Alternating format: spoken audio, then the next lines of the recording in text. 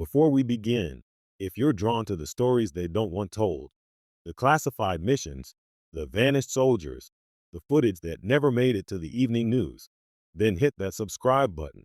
Because what you're about to hear isn't just another desert mystery.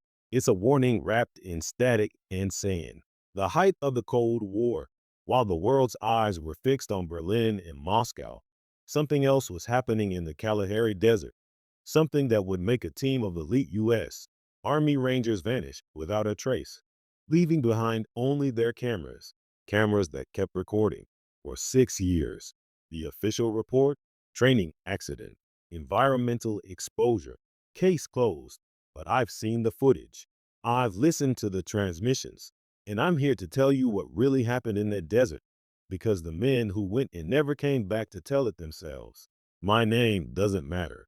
What matters is that I spent 23 years with the Defense Intelligence Agency, most of it sorting through the kind of files that get shredded before they're even read.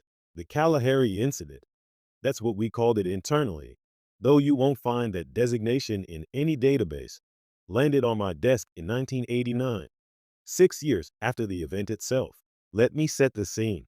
December 1983, Botswana's Kalahari Desert, near the South African border. The region was already a geopolitical powder keg. South Africa's apartheid regime, Soviet-backed liberation movements, and U.S. interests all colliding in the sand. But this mission had nothing to do with politics.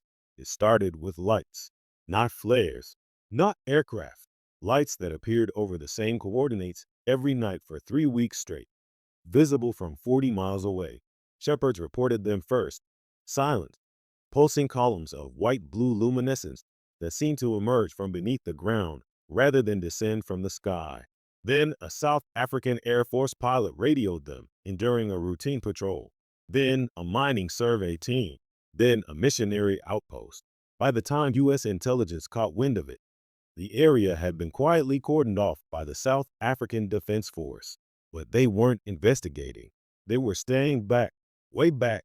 That should have been the first warning. The Pentagon authorized a joint observation mission. 8 U.S.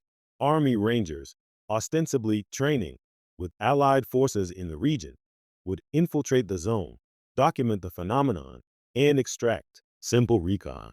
72 hours, in and out. No engagement protocols. No contact with local military. The team was designated Reaper 7, led by Captain Michael Draven, a decorated officer with 2 tours in Lebanon and a reputation for keeping his men alive. His second in command was Staff Sergeant Elias Cormack, a calm specialist with a degree in electrical engineering. The rest were standard Ranger stock, young, sharp, trained to operate in hostile environments with minimal support. They inserted via halo drop on December 18, 1983, at 0200 hours, 20 kilometers north of the reported light source. No moon, perfect cover. Their objective: locate the origin of the lights, assess any potential threat to U.S. interests, and gather photographic and electromagnetic data.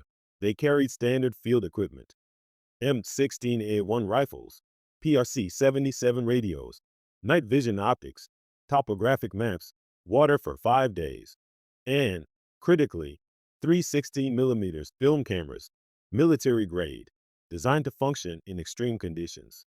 At 0347 hours, Captain Draven transmitted the first status report. His voice was calm, professional. Reaper 7 to control. Insertion successful. Zero contact. Proceeding to primary coordinates. Weather clear. Visibility good. No anomalies observed at this time. We'll report again at dawn. Draven out. That was the last normal transmission they sent. For the next 18 hours, radio silence. Not unusual for a covert op in unfriendly territory. Teams often go dark to avoid detection. But at 2,200 hours on December 19th, Reaper 7 came back online. This time, Cormac's voice. Stream! Excited control. This is Reaper 7 actual. We've reached the zone. Advise you this is not natural. Repeat, not natural. We are seeing structural formations beneath the surface. Metallic. Symmetrical. No visible entry point. but ground-penetrating radar confirms hollow space below, requesting guidance on excavation protocols. Over. There was a pause on the other end. Then, Reaper 7, hold position. Do not attempt entry. Observation only. Acknowledge. Copy that. Control. Holding position. But you need to see this. It's Christ. It's massive. Maybe 200 meters across. Perfectly circular. No corrosion. No weathering. This thing's been here a long time. Another pause. Longer this time. Reaper 7. Are you saying this is a manufactured structure? Affirmative. And it's humming. Say again. It's humming. Control. Low frequency. We can feel it through the ground. Cameras are picking up electromagnetic interference. We are documenting everything. Draven wants to get closer. Negative. I repeat, negative. Maintain safe distance. Command is reviewing. Stand by for further orders. But they didn't stand by. At 0134 hours on December 20th, the team reported finding an opening, not a door. Cormac described it as a seam, a narrow vertical gap in the desert floor where the sand had eroded away to reveal the edge of whatever lay beneath, wide enough for a man to squeeze through. Captain Draven made the call. They were going in.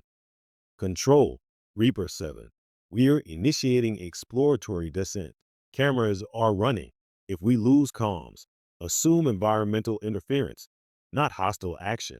We'll attempt contact every 30 minutes. Raven out. Reaper 7. You are not authorized. The transmission cut off. What happened next is documented entirely through the recovered footage.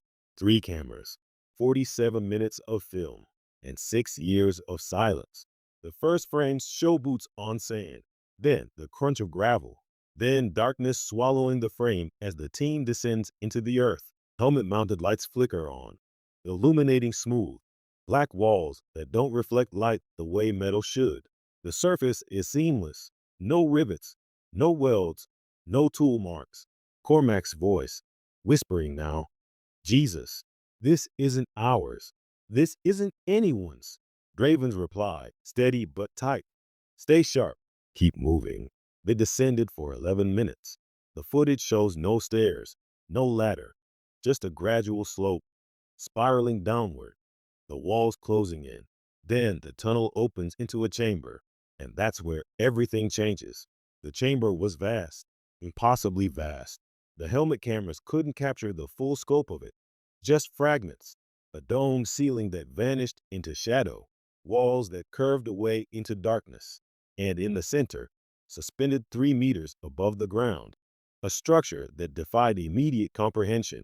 It wasn't a machine, not in any conventional sense.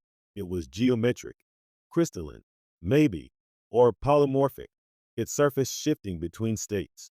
Solid, then liquid, then something that resembled smoke frozen mid-swirl. The lights they'd seen from the surface were emanating from this object, pulsing in slow, rhythmic intervals. White-blue, hypnotic. Staff Sergeant Cormac approached first, camera trained on the structure. His breathing was audible over the audio feed, shallow, rapid. Control, are you receiving this? Static. Control, do you copy? Nothing. Captain Draven moved beside him, his own camera panning across the chamber. The walls were covered in markings, not writing, exactly, but patterns, repeating glyphs that seemed to shimmer when viewed directly, then fade when looked at peripherally, like optical illusions carved into stone that wasn't stone. Cormac, try the radio again. I've been trying, sir. We're either too deep or something's jamming the signal. I'm getting feedback on all frequencies. What kind of feedback? Not interference. It's rhythmic, like a pulse. Draven turned back to the structure. One of the rangers, Private First Class Jennings, according to the mission log, stepped closer, reaching out as if to touch it. Jennings, don't. Too late. The moment his gloved hand came within a foot of the surface, the pulsing stopped. The chamber went dark, completely dark. The helmet lights flickered once, twice, then died. For 5 seconds, the footage is black. The audio picks up panic breathing, the shuffle of boots on smooth ground, someone muttering Jesus Christ under their breath. Then the lights came back on. Not the Rangers' lights, the structures, but different now. Brighter, faster. And the hum that Cormac had described earlier, it was a roar now, vibrating through the stone, through their bones. Private Jennings screamed. His camera, still strapped to his helmet, captured his own hands in frame, clawing at his face, his temples, as if trying to pry something out of his skull. His voice, distorted and wet. It's inside. It's inside my head. Get it out. Getout. Draven lunged for him, grabbed him by the shoulders, tried to hold him still. Cormac was shouting into the radio, cycling through frequencies, calling for extraction, for air support, for anyone. And then Jennings stopped, just stopped. His hands dropped to his sides, his head tilted slowly to the left, too far, like a puppet with a loose string. When he spoke again, his voice was flat, empty. It's not human. Jennings, look at me. It's not human. It's not. His legs buckled. He collapsed face first onto the ground and didn't move again. The footage from the next several minutes is chaotic. Draven was yelling orders. Get him up. We're moving out. NOW. While two rangers hauled Jennings' limp body toward the tunnel entrance, Cormac was still trying to raise control, his voice cracking with panic. Mayday, Mayday. This is Reaper 7. We have a man down. We are under duress, requesting immediate extraction, coordinates. But the radios weren't just dead. They were screaming, high-pitched, modulating tones, layered over each other in dissonant harmony. Not static, not feedback, something that almost sounded like language. If language could bypass your ears and inject itself directly into your brain. One of the rangers, Specialist Ruiz, tore his headset off and threw it across the chamber. It shattered against the wall, sparking briefly before going silent. But the sound didn't stop because it wasn't coming from the radios. It was coming from the structure, and the structure was opening, not unfolding, not splitting apart, opening the way a flower opens, or a wound, organic, peeling back layers that shouldn't exist in three-dimensional space. Inside, if inside was even the right word, was light, not the white-blue pulse from before, but something darker, richer, almost crimson. And within that light, shapes, figures, humanoid, but wrong, too tall, too thin, limbs that bent in too many places. Cormac's camera captured maybe 3 seconds of clear footage before he spun and ran. The audio feed devolved into gasping breaths, pounding footsteps, Draven's voice hoarse and desperate. Go. DONOT looked back, moved. The tunnel was longer going up than it had been going down, or maybe it just felt that way. The walls seemed to contract, the air thickening, gravity pulling wrong. One ranger vomited inside his helmet. Another was sobbing, praying in Spanish. The footage lurches. Someone tripped, camera slamming into the ground, showing only boots and blood before being yanked upright again. They emerged into the desert just before dawn. 5 men made it out of the chamber. 3 didn't. Jennings was left behind, unconscious or dead. They didn't know. Specialist Ruiz had vanished somewhere in the tunnel. His camera was later found embedded in the wall, still recording static. And Corporal Hayes had stopped running halfway up. Just stopped, turned around, walked back down. When Draven screamed at him to stop, Hayes looked over his shoulder and smiled. Not his smile, something else wearing his face. The 5 survivors stumbled into the open desert, disoriented, bleeding from their noses and ears. The structure's hum had faded, but they could still feel it, like tinnitus, but deeper in their chests, their guts. Draven tried the radio one last time. Control. This is Reaper 7. If anyone is listening, do not send anyone else. Repeat, do not send anyone. The site is. It's not. Christ, I don't know what it is, but it's not ours. It's not Russian. It's not.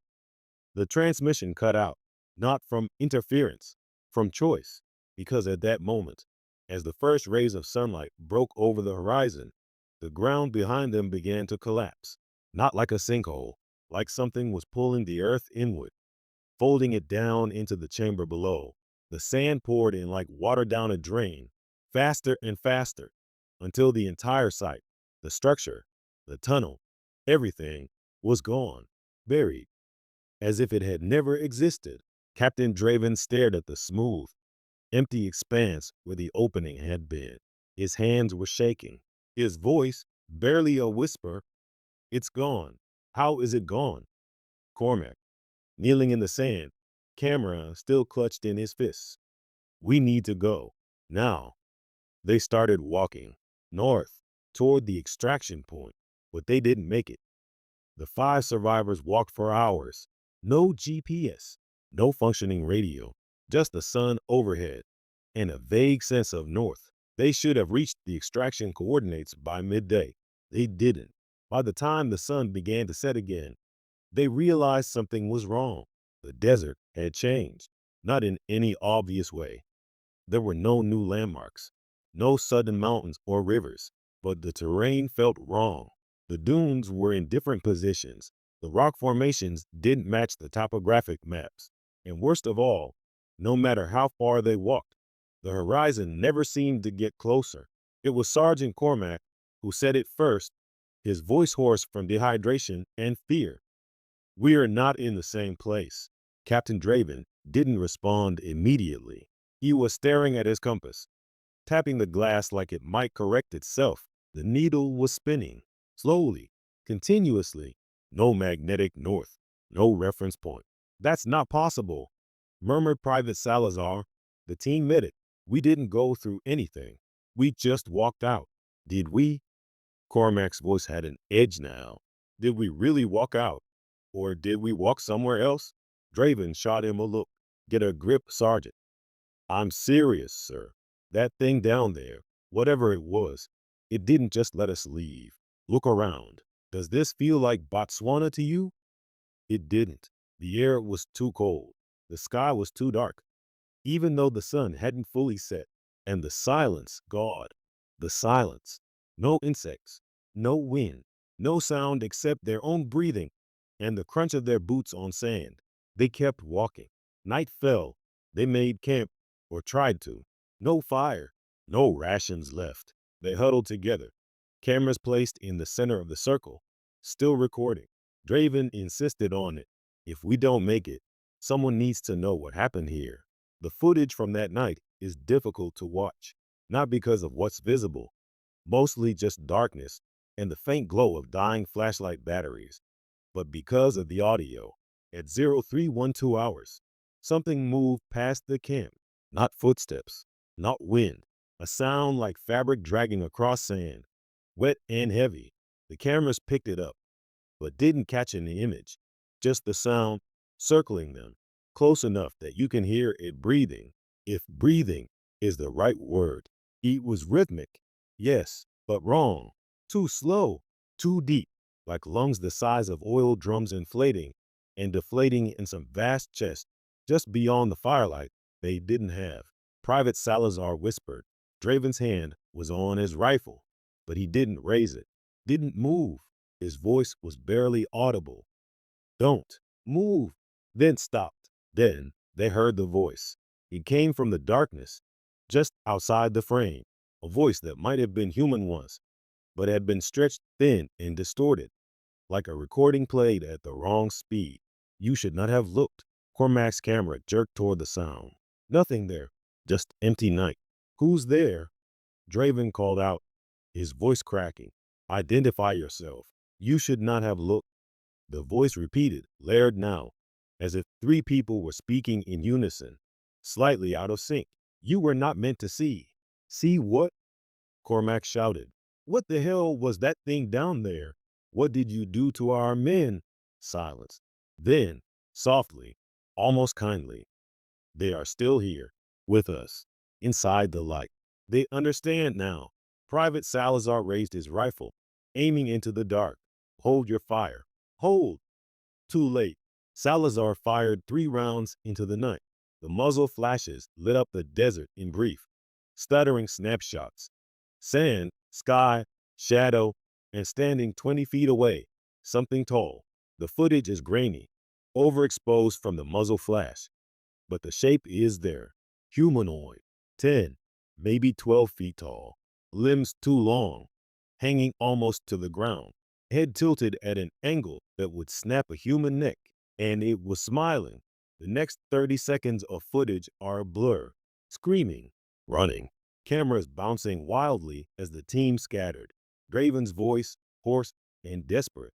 Regroup, regroup, ETTHE, cut off by static.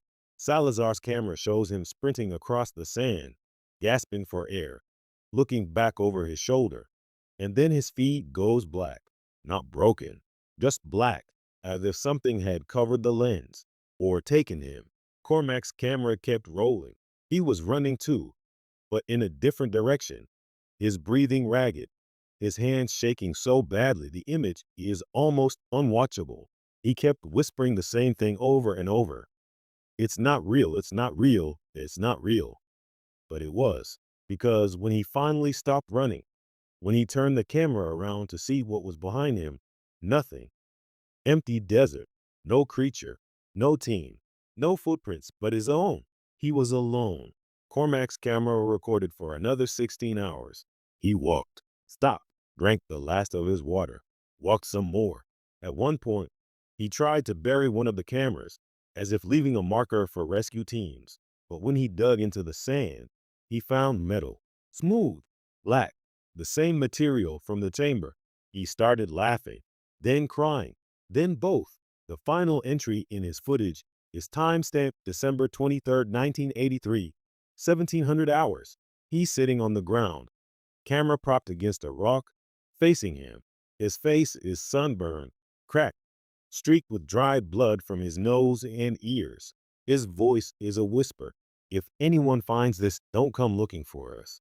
Don't send a team. Don't even acknowledge this footage exists, because it's still here, under the sand, waiting, and it knows you've seen it now. He looked directly into the lens. It's not human, and it's not done. The camera kept recording for 6 more years. In 1989, a geological survey team working in the Kalahari, hundreds of miles from the original coordinates, stumbled across something unusual. 3 military-grade cameras, partially buried, still sealed in their casings, still recording. The film inside had been running on loop, somehow powered by an energy source no one could identify. When the footage was finally developed and reviewed, it showed exactly what I've just described: 47 minutes of descent, panic, and encounter, and 6 years of sand. Just sand, empty desert, as if the cameras had been placed there as a deliberate message or a warning. The official story never changed. Training accident, environmental exposure, dehydration. Bodies never recovered due to the harsh desert conditions and political instability in the region. The families were notified, benefits were paid, medals were issued posthumously, and the mission, officially, never happened. But the footage existed, and once something like that enters the intelligence apparatus, it doesn't disappear. It metastasizes. Copies get made, reports get filed, analysts start asking questions. By the time it reached my desk in 1989, the Kalahari incident had been dissected by 3 separate agencies, all of whom came to the same conclusion: inconclusive, not fake, not disinformation. Inconclusive because the footage was real. Forensic analysis confirmed the cameras, the film stock, the rangers' voices, all authentic. The electromagnetic readings embedded in the audio matched the reported anomalies. Even the sand samples recovered from the camera casings were consistent with the Kalahari region. But the structure, the entity, the voices, no physical evidence, no corroborating witnesses, no satellite imagery showing anything unusual at the coordinates. It was as if the entire site had been erased, not destroyed, but retroactively removed from existence. One analyst, a physicist on loan from DARPA, wrote in his assessment, "Whether this represents an encounter with a non-human intelligence possessing technology far beyond our comprehension, or the Rangers experienced a shared psychotic episode induced by an unknown environmental factor. Both possibilities are equally disturbing. The file was classified, buried, sealed under a designation that doesn't technically exist. Until now, you're probably wondering why I'm telling you this. Why risk exposure, prosecution, maybe worse, to share a story that most people will dismiss as fiction or fabrication? Because I don't think it was an isolated incident. After reviewing the Kalahari footage, I started digging, quietly, using access I probably shouldn't have had. And I found patterns. 1952.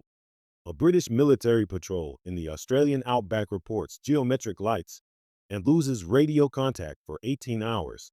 Two men never return. No bodies found. 1966. Soviet scientists investigating seismic anomalies in the Kalahari Desert discover a metallic void beneath the sand. The research team is recalled suddenly. All records are classified. Three scientists are later declared dead from natural causes within the same month. 1979. A Chilean mining operation in the Atacama Desert breaks through into an underground structure described as unnatural. The site is sealed by the military within 48 hours. Workers are relocated. No official explanation is given.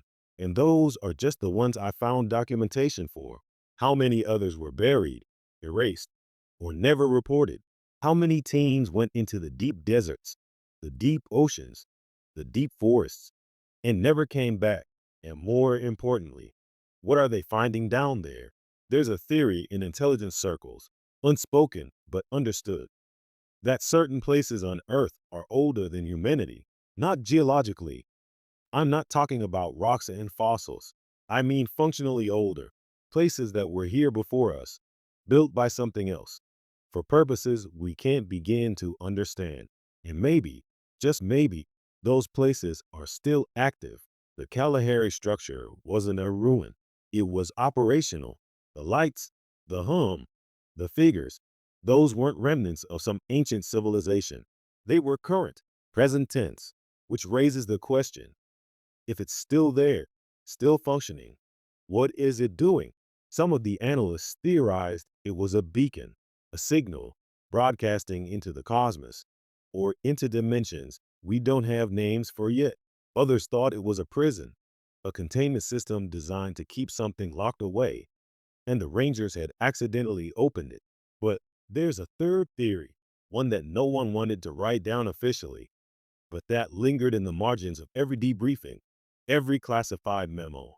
What if it's a filter, a test? What if these structures, scattered across the planet, buried beneath deserts and oceans and ice, are designed to identify species that have reached a certain level of technological or cognitive development? And when we find them, when we go inside, when we look, we are being evaluated. And the ones who don't pass, they don't come back. I've watched the Kalahari footage over 100 times. I've analyzed every frame, every audio spike, every reflection in the Rangers' helmet visors. And I keep coming back to one detail that doesn't fit. The 6 years. Why did the cameras keep recording for 6 years? There's no power source that could sustain that.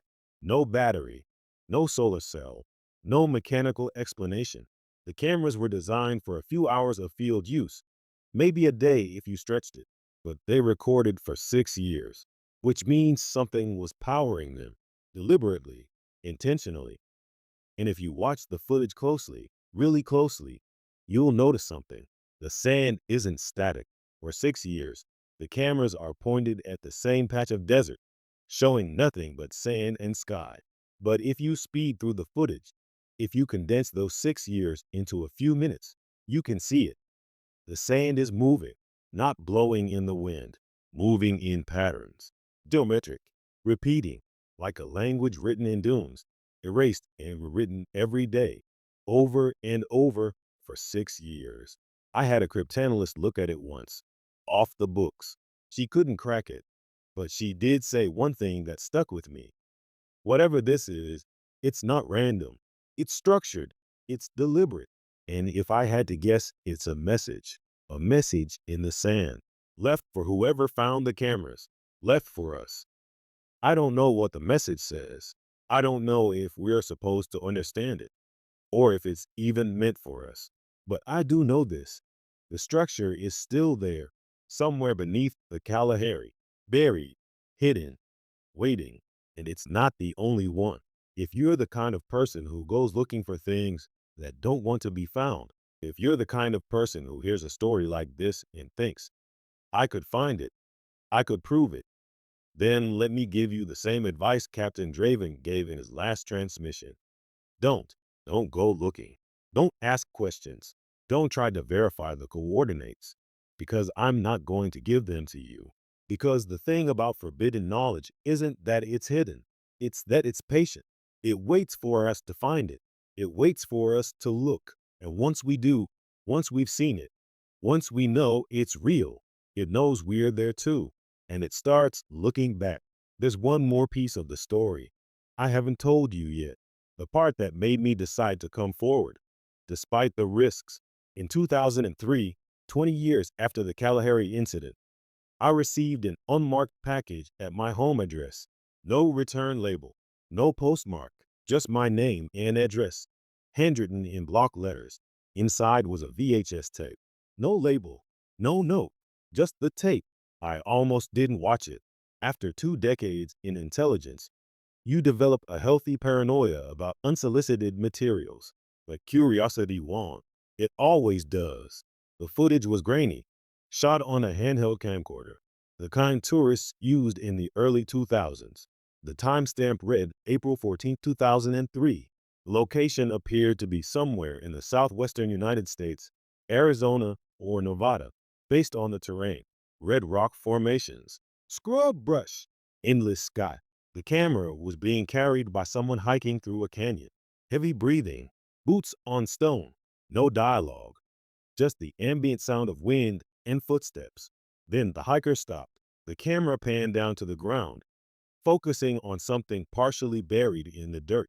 A camera, military grade, olive drab casing, scratched and weathered, but intact. The hiker picked it up, brushed off the sand, and turned it over, stenciled on the side, barely visible beneath the grime.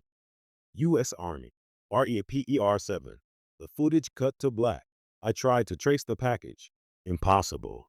I tried to identify the location in the video. Could have been any of a dozen canyons across the Southwest. I even reached out to a few old contacts, carefully, asking if anyone else had received similar materials. No one had, or if they had, they weren't talking. But here's the part that keeps me up at night.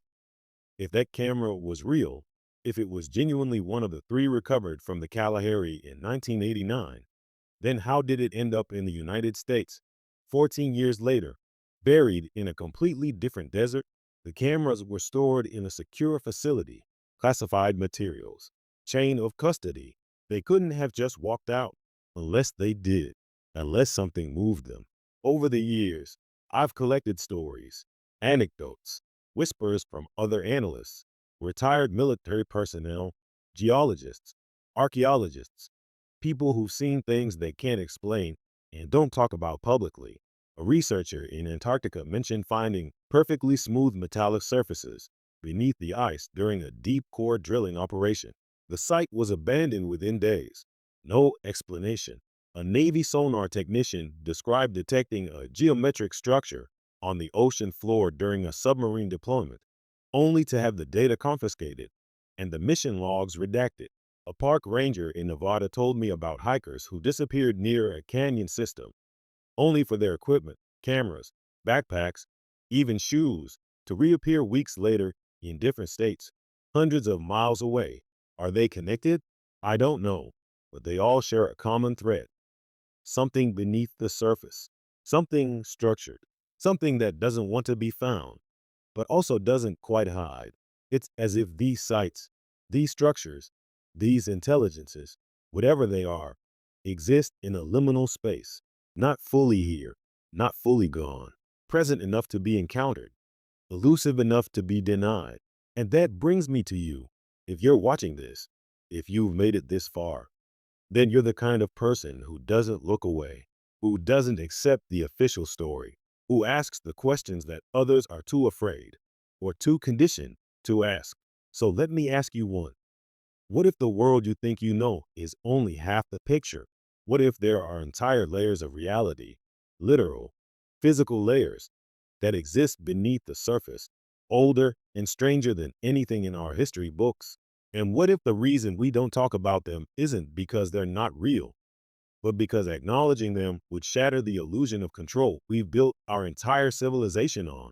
The rangers who went into the Kalahari thought they were investigating lights or phenomena, an anomaly. They didn't think they were walking into something that would rewrite their understanding of existence itself, but they did, and they paid for it. I know what some of you are thinking. Give us the coordinates. Let us verify it. Let us see for ourselves. I won't. Not because I don't have them. I do. Burned into my memory from years of staring at topographic maps and satellite images, trying to reconcile what I saw in the footage with the empty desert those images showed. But because I've learned something in the decades since I first encountered this story, some doors, once open, can't be closed. The Rangers opened the door. Maybe not literally. Maybe it was metaphorical, perceptual, dimensional. I don't have the vocabulary to describe it, but they crossed a threshold.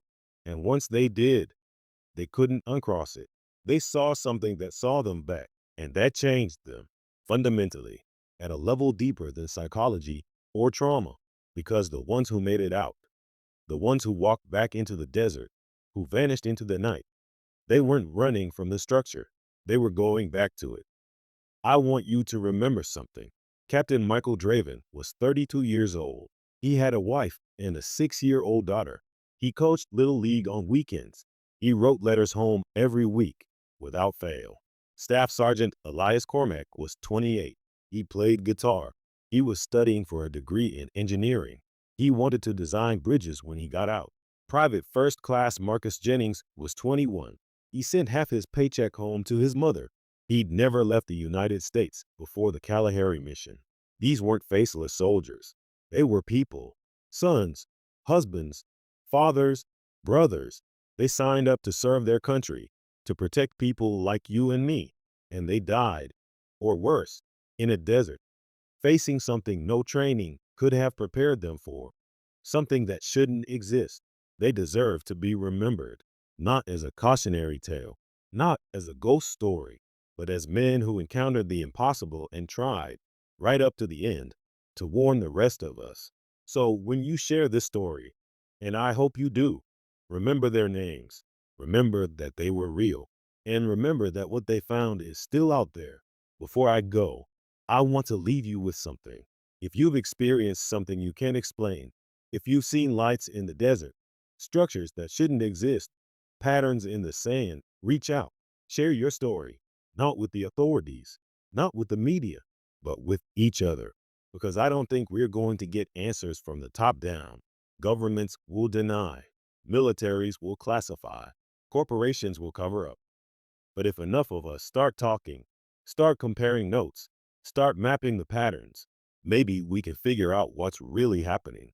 Maybe we can understand what they want, or maybe we'll realize that understanding isn't the point.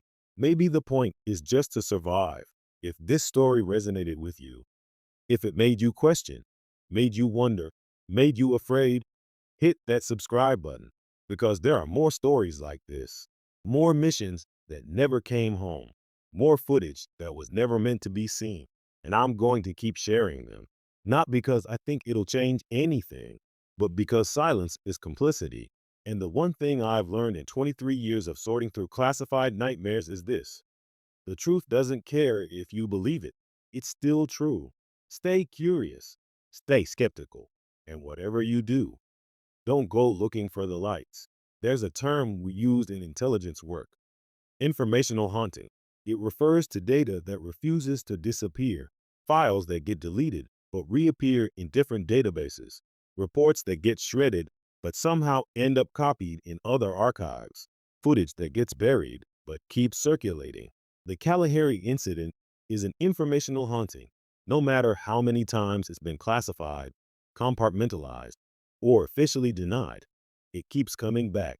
New analysts stumble across it. New researchers ask questions. New witnesses come forward with pieces of the puzzle. It's as if the story itself is alive, as if it wants to be told, or as if something wants us to know. Let me paint you a bigger picture. Since World War I, there have been at least 70 documented cases, documented, meaning they made it into official records before being classified, of military or research teams encountering anomalous structures in remote locations. 70. That's not counting the ones that were never reported, never filed, or never made it back to report anything at all. The locations follow a pattern. Deserts, primarily, high deserts, low deserts, polar deserts, places where the earth is exposed, raw, ancient, the Sahara, the Gobi, the Atacama, the Outback, the Antarctic Plateau, but also deep ocean trenches, unmapped cave systems, volcanic calderas, subterranean voids discovered during mining or drilling operations, always remote, always difficult to access, always dangerous. And in almost every case, the same details emerge: metallic or crystalline structures, geometric precision, electromagnetic anomalies, failure of communications equipment, psychological effects on personnel, and, most disturbingly, missing people, not bodies, missing, as if they were taken or transformed. I've spoken to people who've been near these sites, not inside. They were smarter than the rangers, or luckier, but near enough to feel something. A geologist in Chile described it as pressure, like being underwater, but in air. A pilot in Australia said it felt like flying through a thunderstorm, but there were no clouds. A researcher in Siberia told me she had dreams for months afterward, dreams of tunnels, of lights, of voices speaking in languages she didn't recognize, but somehow understood. They all said the same thing. It felt like being watched, not by a person, not by a camera, by something vast, patient, and utterly indifferent to human life. So what are they? That's the question everyone asks, and no one has a good answer. Some think they're remnants of a precursor civilization, something that existed on Earth before us, or alongside us, hidden in the places we couldn't reach until recently. Others believe they're extraterrestrial, probes, outposts, or monitoring stations left by an intelligence from elsewhere in the universe. A few, mostly physicists and theoretical mathematicians, propose something stranger: that these structures are intersections, places where our reality overlaps with others, where the membrane between dimensions wears thin. And then there's the darkest theory of all, that they're not watching us. They're waiting for us to reach a certain point in our technological or cognitive evolution, waiting for us to become ready. For what? I don't know, but I suspect the Rangers found out. I've spent half my life thinking about the Kalahari incident, and I still don't have answers. But I have learned one thing: the universe is not what we think it is. We live on a thin shell of rock and water, clinging to a ball of molten iron, hurtling through a void we barely understand. We've been here, modern humans, I mean, for maybe 200,000 years. Civilization, as we define it, for maybe 10,000. The Earth is 4.5 billion years old. Do the math. What else has happened here in the billions of years before we arrive? What rose and fell and left no trace, or left traces we can't recognize? And what if some of it is still here, not gone, not extinct, just elsewhere, waiting beneath the sand? You're probably wondering what you're supposed to do with this information. Honestly, I don't know. I'm not telling you this story because I expect you to solve it. I'm not asking you to mount an expedition, or foil the Pentagon, or go digging in the desert with a metal detector. I'm telling you this because I think you deserve to know.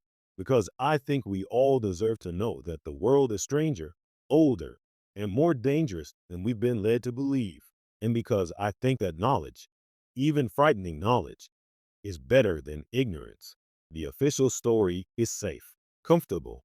It says the universe is mostly empty, that we are alone, that the things we don't understand are just natural phenomena we haven't explained yet. But the unofficial story, the one buried in classified files and whispered in secure facilities, says something else. It says we are not alone. It says we have never been alone. And it says that the things we are finding now, in the deserts, in the oceans, in the ice, have always been here, watching, waiting. Captain Draven's last words, recorded on his helmet camera before the feed cut out permanently, have stayed with me. He wasn't speaking to control. He wasn't speaking to his team. He was speaking to whoever would eventually watch the footage. He was speaking to us.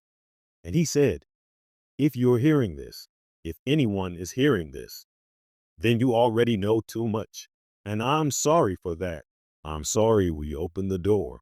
I'm sorry we looked. But now that you know, you have a choice. You can pretend you didn't see this. You can tell yourself it's fake, or exaggerated, or classified for good reason. Or you can accept that the world is not what you thought it was, that there are things older and stranger than us, that we are not the apex. We are not the center. We are the guests. And some places we were never meant to visit. I think about that a lot, about what it means to be a guest in a place you thought was home, about what happens when you knock on doors that were never meant to be opened, about the cost of curiosity. And I think about the Rangers, young men who followed orders, who trusted their training, who believed that courage and firepower were enough. They weren't enough. Maybe nothing is. The cameras are still out there, somewhere, maybe still recording. And the structure, the vast, impossibly ancient thing beneath the Kalahari, is still there too, buried, waiting. And if history is any guide, someone will find it again. Maybe not this year, maybe not this decade, but eventually, someone will see the lights. Someone will dig. Someone will descend into the dark, and the cycle will begin again. Because we are human, and we cannot help but look, even when we know we shouldn't. Thank you for watching, or listening, or reading. However this story reached you, if it meant something to you, share it. Not because I want views or subscribers, though those help, but because stories like this need to be told. They need to be remembered. The Rangers deserve that much, and so do all the others who went looking and never came back. Stay safe out there. Keep your eyes open. And remember, some mysteries are mysteries for a reason.